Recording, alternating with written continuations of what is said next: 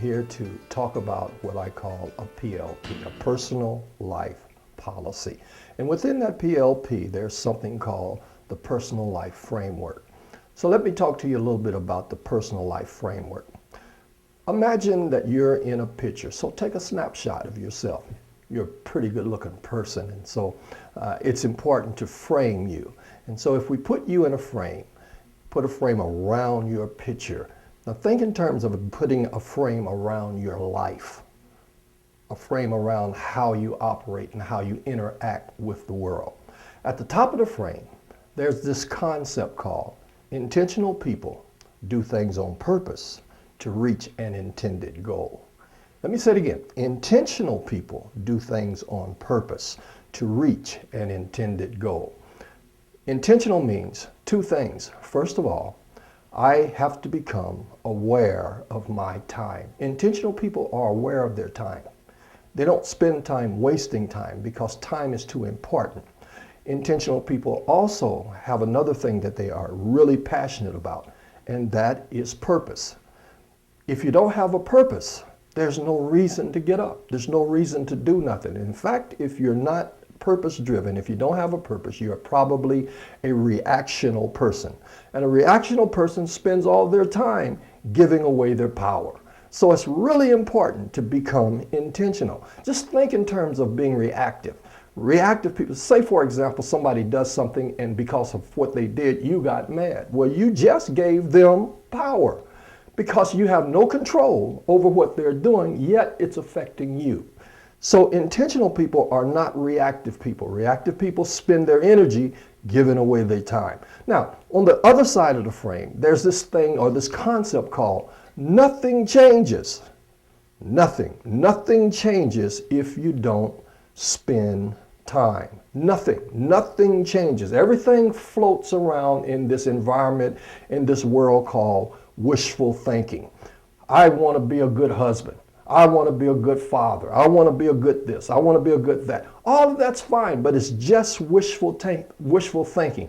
To get it from wishful thinking into reality, I must spend time. I must spend time. So nothing changes if you don't spend time. Now at the bottom of your frame is another concept. And at the bottom of the frame says, you can't solve problems without goodwill. That's why communication is not optional. You have to be good with communication, because if you're not good with communication, you will destroy the other person's goodwill, and when their goodwill is destroyed, you can't solve problems with them. This is probably a good time for our definition. Goodwill. I want your life to be good for you, and I'm willing to do what I can to make it good.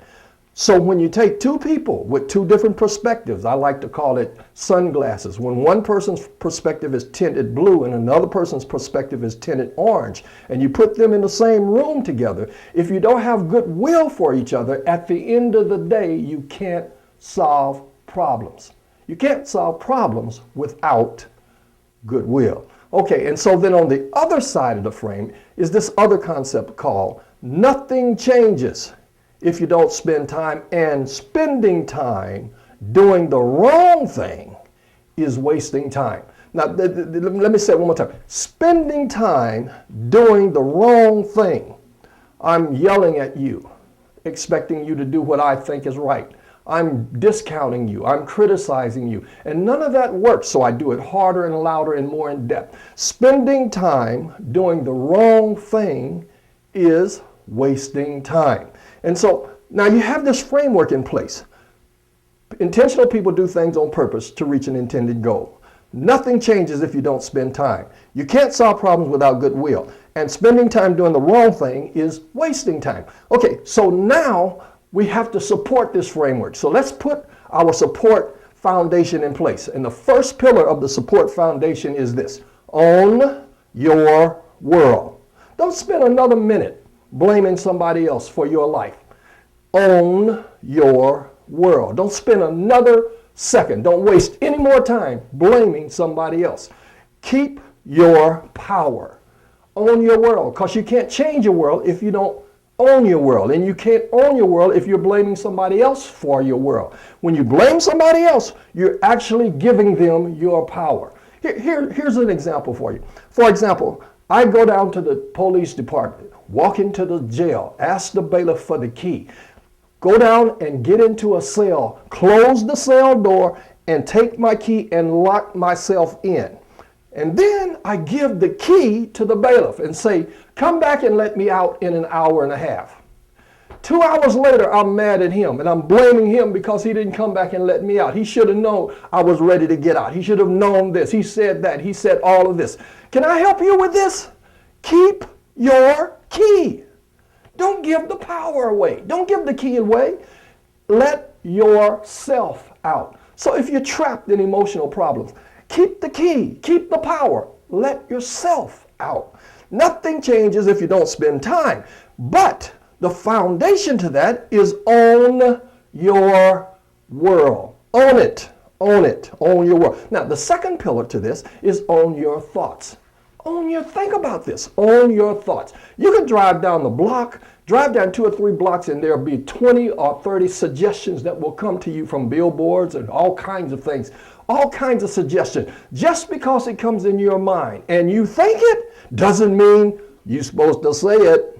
Own your thoughts. You control what come out of your mouth. If it's not edifying, if it's not encouraging, if it's not uplifting, if it's not something the other person can understand, if it doesn't motivate, don't say it. Just because you think it, don't say it. If it's not going to benefit you. How many of us have said things that made our situation worse? Own your thoughts. Now, own your world, own your thoughts, own your emotions. Pillar number 3, own your emotion. Just because you're depressed, don't try to make my day bad. Just because you're not feeling good, don't make someone else suffer for the fact that you're not feeling good. Own your emotion. Don't react to your emotions. I can't tell you not to feel your emotions, but what I can say to you is don't let your emotions run or rule you. Own your emotions. If you're not feeling good, don't feel like getting out of bed, it's probably a good day to get up and take a walk. What am I doing? I'm telling my emotions, you don't run me. I run me. Okay, so own your emotions, and then the last pillar here is own your actions. Become responsible for what you do. Every human is responsible for what they do and what they say. Own your action. So you get upset at somebody and you react to them and you push them, and on their way down, they hit their head on something sharp. And then they go into a coma, and then 2 weeks later they die. And 3 months from then you're standing in front of the judge talking about, I didn't mean to kill him. Can I help you? You're going to jail. Why? Because you're responsible for what you do. Own your actions. Now, I know this is a brief outline, so let me just sum up what we've talked about. The first thing here, the 4 pillars: own your world, own your thoughts, own your emotions, and own your actions. And those pillars support this framework. Intentional people do things on purpose to reach an intended goal. Nothing changes if you don't spend time. You can't solve problems without goodwill, and spending time doing the wrong thing is wasting time. Thank you for listening.